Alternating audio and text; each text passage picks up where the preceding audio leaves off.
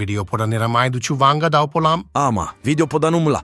Boys நல்ல action block மாட்டிருது, full enjoyment தான். வாங்கடா. ஒரு நிமிஷம் வீட்டுல போயிட்டு வந்துட்டேன். ஏன் தெரியுங்களா? காலைல சுகர் மாத்திரை போடல, கை கால்லாம் நடுங்குது, போட்டு வந்துட்டேன். ஏசப்பா என்னால முடியலடா சாமி.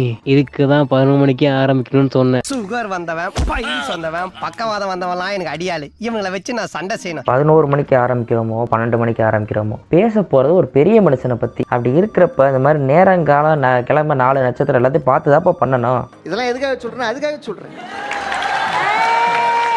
ஏண்டா 4 நட்சத்திரம் பார்த்து நம்ம கல்யாணமாடா பண்ண போறோம், ரோஸ்ட் தானடா பண்ண போறோம், எப்ப பண்ணா என்னடா? அடே நீங்க என்னடா பிளானிங் இல்லாம இறங்கிட்டீங்க? என்ன வீடியோ இது? யாரை போட்டு செய்ய போறோம்? என்ன பண்ண போறோம்? அது ஒண்ணும் இல்ல ஸ்பைடி, ரொம்ப போர் அடிச்சிட்டு இருந்துச்சு. இப்ப வரை எம்சி படம்லாம் மட்டியா இருக்கு சொல்லிட்டு பழைய எம்சி படம் எடுத்து பார்த்துட்டு இருந்தேன். அப்படி பார்க்கும்போது தான் கவனிச்சேன், இந்த நிக் ஃபியூரி அப்படின்னு சொல்லப்படுற ஒரு கேரக்டர் எந்த அளவுக்கு ஒரு கல்பிரடான கேரக்டரா இருந்திருக்குது, எந்தெந்த விஷயங்களை எப்படி பண்ணணும்னு சொல்லிட்டு அதுக்கு நல்லா தெரிஞ்சிருக்குது. பலான விஷயங்களையும் பல விஷயங்களும் பல இடங்கள்ல பக்காவா பண்ணிருக்கான் அப்படின்னு சொல்லிட்டு நிறைய விஷயம் கண்டுபிடிச்சேன். அதுவும் இல்லாம சும்மா இருந்த அயன்மேனை சுரிஞ்சுட்ட மாதிரி ஏகப்பட்ட விஷயத்தை ஏத்தி விட்டு காலி பண்ணதே இவர்தான்ப்பா. என்னையா சொல்ற? அவ அப்படிப்பட்ட ஆள்லாம் கிடையாதுங்க. அப்படி என்ன பண்ணாம? என்ன பண்ணானா? என்னதான் அந்த ஆளு பண்ணல. ஊருக்கே தெரியாம ஒரு செட்டப் வச்சிருந்ததுல இருந்து ஊருக்கே தெரிஞ்ச ஷீல்டை காலி பண்ண வரைக்கும் எல்லா வேலையும் அந்த ஆளு தான் பண்ணிருக்கான். ஆமா, மறந்தே போச்சுடா. தம்பி அப்படி எல்லாம் பேசக்கூடாதுடா. சாதா காக்காய சொன்னா அண்டங்காக்காய்க்கு கோவம் வர்றத பாரு. அவ்வளோ பெரிய காமெடி இல்லை இது. அதெல்லாம் ஒரு பர்சனல் விஷயம்ப்பா, அதெல்லாம் நோண்டாதீங்கப்பா. ஜஸ்ட் உனக்கு அவன் என்ன பண்ணா அப்படிங்கறத மட்டும் சொல்லு. சொல்றேன், மக்களுக்காக சொல்றேன். அந்த ஆள் எனக்கு ஏகப்பட்ட மன உளைச்சலை ஏற்படுத்தியிருக்காங்க. என்னன்னு சொல்றது? முதல்ல அவனே தான் வந்தான், இங்க கிட்ட ஒரு யோசனை இருக்கு அப்படின்னு. சரி உன் யோசனை என்னன்னு சொல்லி கேட்டேன். இந்த மாதிரி பவர்ஃபுல் பீப்புள் எல்லாம் ஒன்னா சேர்த்து ஒரு டீமா உருவாக்க போறோம் அப்படின்னு சொல்லிட்டு வந்தான். சரி உருவாக்க அப்படின்னு சொல்லி விட்டாச்சு. அதுக்கப்புறம் திரும்பி அவனே வந்தான். இந்த மாதிரி நீ இந்த ஃபீல்டுலாம் செட் ஆக மாட்டேன், ஐ மீன் இந்த டீமுக்குலாம் செட் ஆக மாட்டேன், உங்களை ஒரு ஆலோசகரா மட்டும் வச்சிருக்கலாம் அப்படின்னு சொல்லிட்டு எப்படி இவரே வைப்பாராம், அப்புறம் இவரே எடுப்பாராங்கிற மாதிரி இவனே வழியக்க வந்து வான்னு சொல்லுவான், அப்ப இவனே வந்து போன்னு சொல்லுவான். இவன் என்ன நான் நாய்க்குட்டியா, அவன் வச்ச நாய்க்குட்டியா திரும்பி வந்துட்டு போறதுக்கு? சரி கழுதி விட்டு தொலை அப்படின்னு விட்டாச்சு. அதுக்கப்புறம் ஒண்ணு பண்ணான், இந்த மாதிரி வந்து சாகவே சாகாத ஒருத்தனுக்கு அடிப்பட்டதை வச்சு அவனோட கார்டை வச்சு எங்களை உசுப்பேத்தி விட்டு ஒரு டீமை ஃபார்ம் பண்ணி விட்டான். சரி அந்த டீம் தான் ஃபார்ம் ஆயிடுச்சுன்னு வச்சுக்குவான். அந்த டீமை ஃபார்ம் பண்ணவன் அதை கட்டி காத்தானா? அதுவும் இல்லை. இந்த மாதிரி அதை நட்டாத்தை விட்டுட்டு போயிட்டான். அதுக்கப்புறம் அதுக்கு சோறு போட்டு வளர்த்தது நானு, அதாவது அவெஞ்சர்ஸ் அப்படிங்கிற டீமுக்கு செலவெல்லாம் பண்ணது நானு, உருவாக்கின பேர் அவனுக்கு. அதுக்கப்புறம் அதுக்கு லீடரா இருக்கிறவன் இன்னொருத்தவன் கேப்டன் அமெரிக்கா. இது எப்படி இருக்கு? டிஃபன் சாப்பிட்ற ஒருத்தன் டிப்ஸ் வைக்கிற ஒருத்தங்கிற மாதிரி இருக்கா இல்லையா கேட்கறதுக்கு?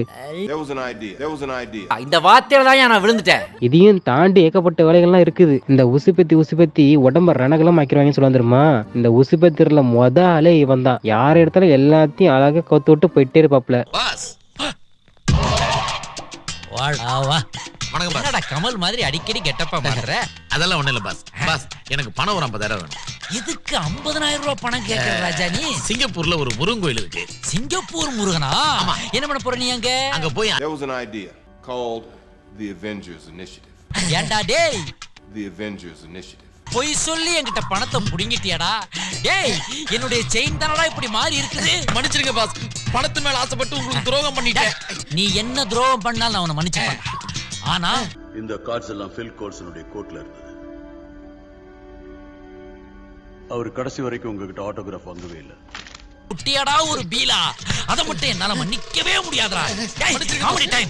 இப்போ உனக்கு சீரியஸ் டைம்டா. என்னமோ உனக்கு மட்டும்தான் துரோகம் பண்ணிட்டான்ற மாதிரி பேசிக்கிட்டு இருக்க. ஃபர்ஸ்டே வந்து அந்த ஆஃபர் அவன் கொடுக்கும்போதே நீ வேணான்னு சொல்லிட்டு உன் வேலையை பார்த்து வந்திருக்கணும். அதை விட்டு தேவையில்லாம சரி இன்னொரு பொறுப்பு வருது கொஞ்சம் ஜாலியா இருக்கலான்ற மாதிரி பண்ணது நீனு. அதுக்கப்புறம் அந்த நட்டாசா பிள்ளைய கூட்டு வந்து அது மூலமா ஊசியை போட்டு உன்னை அழகா வீட்டுல வந்து சிறையில வச்சிட்டான். அப்பயும் நீ பல்ல காட்டிட்டு வந்து ஹோம் ஒர்க் அவுட் கொடுத்த மாதிரி வந்து எதையோ பண்ணிக்கிட்டு தெரிஞ்ச. இதெல்லாம் நீ பண்ணிவிட்டு இப்ப அவனை வந்து குறை சொல்லிக்கிட்டு இருந்தா என்ன பண்றது? எனக்கு வந்து வின்டர் சோல்ஜரை வச்சு செஞ்சா தேவையில்லாம அந்த நாயை சுத்து போட்டாங்கன்னா அவன் வீட்டுக்கு போக வேண்டியதானே. அதை விட்டுட்டு என் வீட்டுக்கு வந்து என் வீட்டை நாஸ்தி பண்ணி தரமட்டமாக்கி என் நண்பனோட மோத விட்டு, அதுவும் அவனுக்கு நண்பன் ஒருத்தர் இருப்பானே நாதாரி நாய், அவன் தான் ஹைட்ராவை உருவாக்கி வளர்த்துக்கிட்டே இருந்திருக்கான். அதுவே தெரியாம கூடவே இருந்திருக்கான். இவனெல்லாம் வச்சுக்கிட்டு எப்படி இவனை லீடர்னு சொல்லிக்கிட்டு இருக்கீங்க? ஏண்டா உன்னை கஷ்டப்பட்டு கடனை உடனே வாங்கி கடை வச்சு கொடுத்த இந்த அப்பா உனக்கு தெரியல?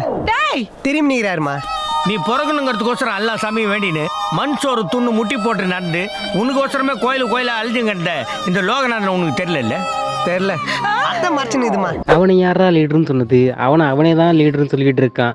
எப்ப பார்த்தாலும் எங்க கிட்ட ஒரு யோசனை இருக்குதுன்னு யாரா பார்த்தாலும் இதையே தூக்கிட்டு வந்துட்டு இருக்கிறான். ஃபர்ஸ்ட் இந்த கேரட் புள்ள கிட்ட ஆரம்பிச்சவன். ஆனா ஒண்ணு கவனிச்சியா? கேப்டன் மார்வல்கிட்ட பேசும்போது மட்டும் நான் இழிச்சு பேசுறான். நம்மள்ட்ட பேசும்போது நல்லா முறைச்சு பேசுறான். ஏதோ ஒரு லிங்க் இருக்குன்னு நினைக்கிறேன்.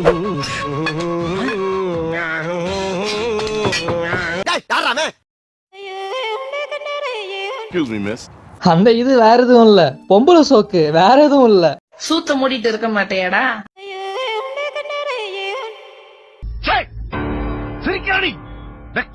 அது மட்டுமா எவ்வளவு பஞ்சாயத்து போச்சு. அந்த நாய் கரெக்டா சாக போறான்னு தெரிஞ்சதுக்கு அப்புறம் வந்து உட்காந்து கேப்டன் மார்வலை கூப்பிட்டான் பாத்தியா? சுயநலம் பிடிச்சவங்க அவன், சரியான சுயநலம் பிடிச்சவன்.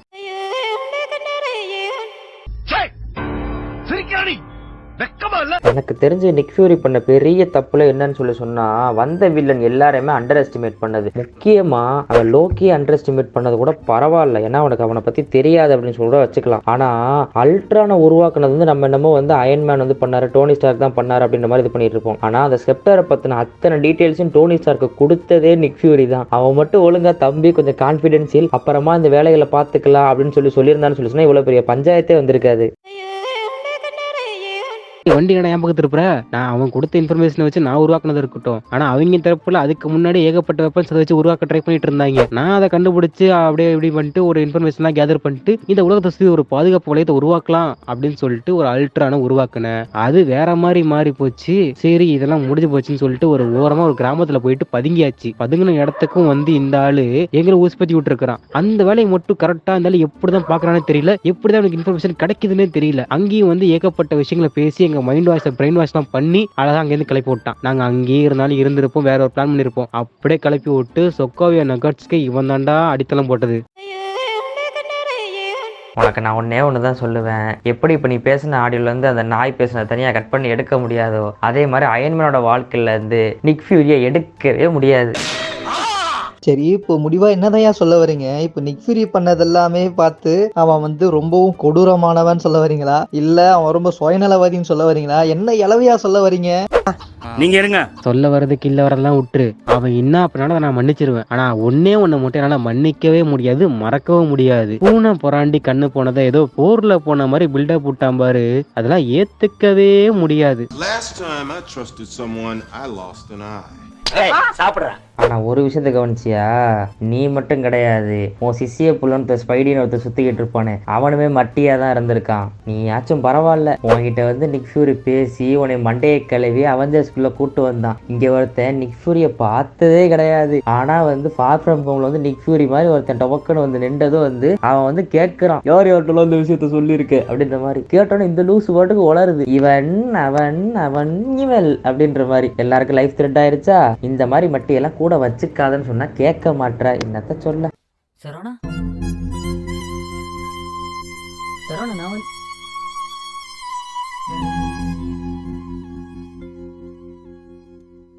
ஏங்க அது ஒரு ஓட்ட வாய்ங்க, யாரு எது கேட்டாலும் உளறி போடும்.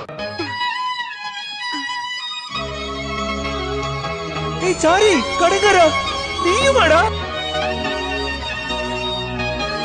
இது என்ன பேக்ரவுண்ட் மியூசிக்கே? ஸ்டாப். பெரிய அபூர்வ சகோதரர் அப்பு காமலே ஓட்டு கேறிட்டு முட்டி போட்டு போயிட்டு இருக்கிறேன். நானாச்சும் பரவாயில்லங்க, ஒரிஜினல் நிக் ஃபியூரி தான் உசுப்பத்தி வாங்கினேன். ஆனா அவன் ஃபேக் நிக் ஃபியூரிட்டே இப்படி அடி வாங்கியிருக்கானே.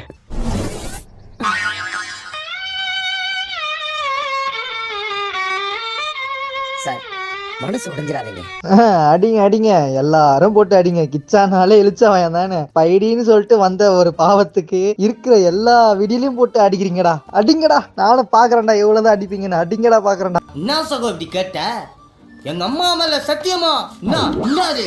ஆனா உனக்கு பண்ணதெல்லாம் பார்த்தோம்னு சொன்னா பர்சனல் த்ரெட்ஸ், அதை கூட மன்னிச்சு விட்டுறலாம். ஆனா வந்து நான் மட்டும் நிக் ஃபியூரி பண்ண ஒரு விஷயத்துல வந்து தலையிடாம இருந்தேன்னு வச்சுக்கேன், இந்நேரம் வந்து ப்ரூஸ் பேனர் டாக்டர் ஸ்ட்ரேஞ்சுன்னு ஒரு பெரிய குரூப்பே காலியா இருந்திருக்கும். அப்படியே என்ன பெரிய மேட்ரு? ப்ரூஸ் பேனர் டாக்டர் ஸ்ட்ரேஞ்ச்ல காலி ஆகிற மாதிரி? குட்டி பையா, கிட்டத்தட்ட அது நடந்து ஒரு 10 வருஷம் ஆச்சு. நம்ம மார்வெல்ல இரும்பு கை மாயாவி மாதிரி ஒரு அண்ணன் சுத்திக்கிட்டு இருப்பார்ல, விண்டர் சோல்ஜர். அவர் வந்து என்னை கொல்ல தெரிஞ்சுக்கிட்டு இருந்தாரு. அந்த டைம்ல பார்த்தோம்னு சொன்னா அலெக்சாண்டர் பியர்ஸ்ன்னு சொல்லிட்டு ஒருத்தன் சுத்திக்கிட்டு இருந்தான். அவன் தான் வந்து ஷீல்டோட தலைவனா இருந்தான். அவன் இவன்லாம் பேங்க்ல பணம் எடுக்க போனாலே திருட்டு முஞ்சி மாதிரி இருக்கானேன்னு சொல்லிட்டு என்னப்பா விஷயம்ன்ற மாதிரி கேட்பானுங்க. இவனெல்லாம் ஒரு ஆள்னு சொல்லிட்டு நம்ம நிக் ஃபியூரி இவனோட சேர்ந்து ப்ராஜெக்ட் இன்சைட் ஒன்று ஓப்பன் பண்ணியிருப்பான். அது என்ன தெரியுமா, யாரெல்லாம் பொட்டன்ஷியல் த்ரெட்ஸா இருக்காங்களோ அவங்க எல்லாரையும் வந்து வானத்திலிருந்து டுமில் சுட்டு கொல்றது. இதுக்கு நிக் ஃபியூரியும் உடந்த நடுவில் அலெக்சாண்டர் பியர்ஸ் உள்ள போந்து ஹைட்ராவோட திட்டப்படி பொதுவான நிறைய நல்லவங்களையும் கொல்ற மாதிரி இருந்ததுனாலதான் கடைசியில் என்ன பண்ணிருப்பான்னு சொல்லி சொன்னா எல்லாரும் சேர்ந்து இந்த ப்ராஜெக்ட் இன்சைட மொத்தமா க்ளோஸ் பண்ணிருப்பானுங்க. சப்போஸ் அப்படி நடக்காம அலெக்சாண்டர் பியர்ஸ் உண்மையாவே ஷீல்டுக்கு விசுவாசியா இருந்தான்னு சொல்லி சொன்னா அதை வானத்துல ஏவி இருந்திருப்பானுங்க, தேவையில்லாம நிறைய பேரை சாவடிச்சிருப்பானுங்க.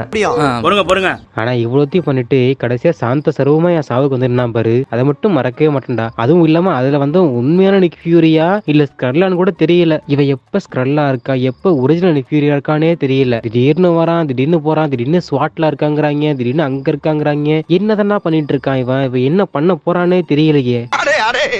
ஏன்டா அப்படி என்ன ஃபாலோ பண்ணிக்கிட்டே இருக்க? உனக்கு நான் என்னடா துரோகம் பண்ணேன்? என்ன ஆச்சுடா உனக்கு? யோ டோனி மாமா, இல்ல இந்த மொட்டை கெட்டவனா இல்ல நல்லவனா? அப்படிலாம் அந்த முட்டையை மட்டும் சொல்லிட முடியாது. என்னதான் வந்து ஷீல்டு ஆரம்ப காலகட்டத்தில் நிறைய பேர் உருவாக்கி இருந்தாலும் இத்தனை வருஷமா அதை கட்டி காத்துட்டு வந்தது என்னமோ நிக் ஃபியூரி தான். அது மட்டும் இல்லாம அவெஞ்சர்ஸ் அப்படின்னு சொல்ல போற ஒரு விஷயத்த வந்து முதல்ல இனிஷியேட் பண்ணதும் நிக் ஃபியூரி தான். அந்த மாதிரி நிறைய குட் குவாலிட்டிஸும் நிக் ஃபியூரிட்ட இருக்குது.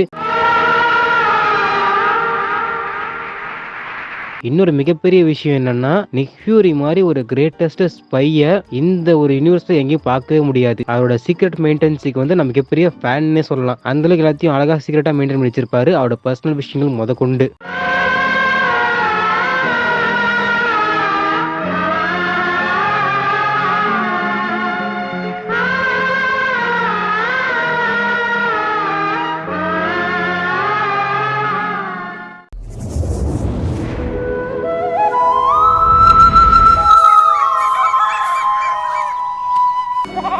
ஐபிஎல் ஆக்ஷன் இருக்குடா, அது உனக்கு 8 கோடி ரூபாய் கொடுத்தாங்க. ஆனா அவன் 2 விக்கெட் கூட எடுக்கல. இன்னும் பேசிக்கிட்டு தான் சார் இருக்கான். என்னைக்காவது இதெல்லாம் ஏன் நடக்குதுன்னு யோசிச்சிருக்கீங்களா? நான் ஒன்னே ஒன்று சொல்றேன். அது மட்டும் இல்லாம ஒருத்தனுக்கு சூப்பர் பவர் இருக்குன்னு தெரிஞ்சாலே போதும், சின்ராஷ கையிலேயே பிடிக்க முடியாது.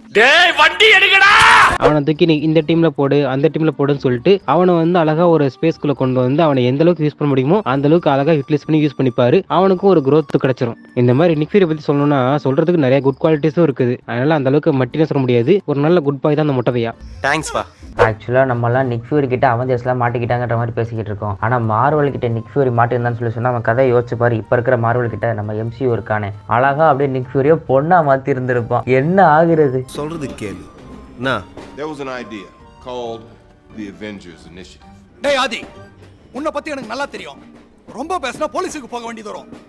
உங்க ரவுடித்தனம் கட்ட பஞ்சாயத்துல வேற ஆளுகிட்ட வச்சுக்கோங்க. என்னடா என்ன பெரிய யோமாத்திர பேசிட்டு இருக்க? வாடா போறோம் வாடா வா. கேட்க மாட்டியா? டேய் என்ன பிள்ளைங்க சொல்றா பதில சொல்றாங்களே பேசுறா. ஏய் சொல்ல இப்ப சொல்ல.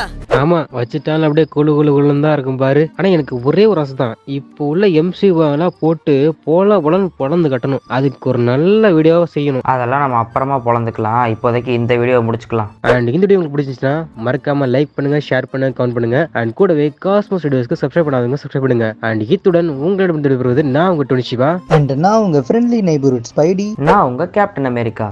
மதங்களை கடந்து மனிதம் காப்போம். நன்றி.